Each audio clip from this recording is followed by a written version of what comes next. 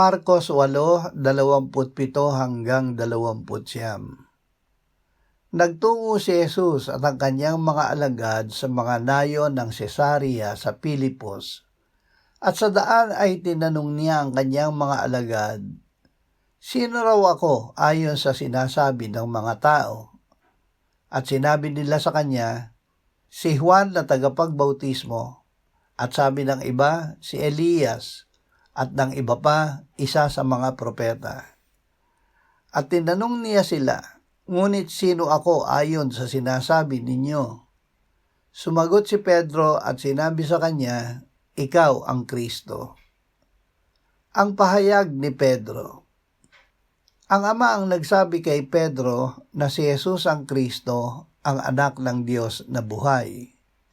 Hindi sinasabi kung paano ito narinig ni Pedro.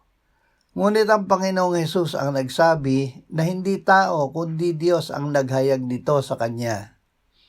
Ang pananampalataya ay hindi pakiramdam, kundi katiyakan sa salita ng Diyos na narinig.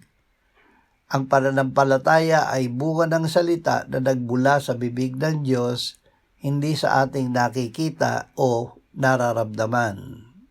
Napawi ng lahat.